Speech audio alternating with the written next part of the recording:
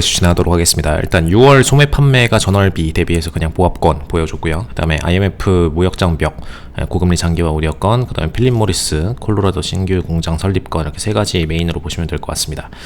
일단 6월 소매 판매 부분에 있어서 인플레이션이랑 직접적으로 관련된 지표 중 하나이죠. 그래서 중요한 부분이고, 전월비 대비해서는 그냥 보합권이기 때문에 실질적으로 시장의 상승 하락 영향을 줄 수 있는 영향성은 아닙니다. 오히려 이제 최근에 이제 상승세 부분은 트럼프에 의한 영향력이 오히려 더 강하다라고 보셔도 될 것 같고요.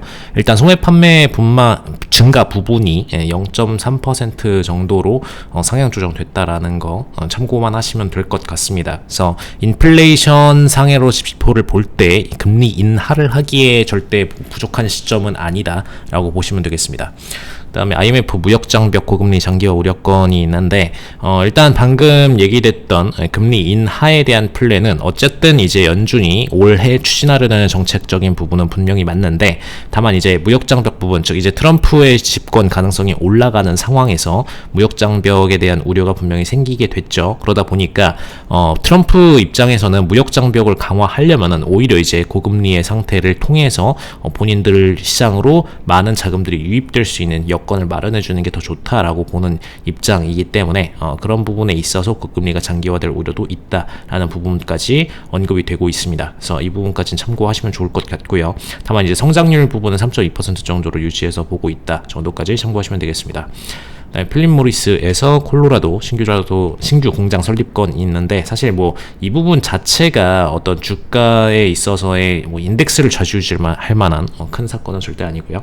다만 이제 최대의 담배 제조업체 필립 모리스 측에서 추가적으로 니코틴 파우치 생산 관련권으로 추가 투자 들어갔다, 뭐 건에 대한 내용입니다. 참고만 하시면 될 것 같고, 사실 이제 니코틴의 방향성이 과거에는 정말 이제 연초 담배 형태였다면은 최근 들어서는 점점 전자담배 형태로 많이 전환되고 있고, 이런 부분들에 대한 수요도 앞으로는 담배 업계 내부에서는 계속해서 증가할 수밖에 없는 환경이 마련이 됐다. 그래서 이 브랜드에 대한 싸움들도 집중해서 보시면 좋을 것 같습니다.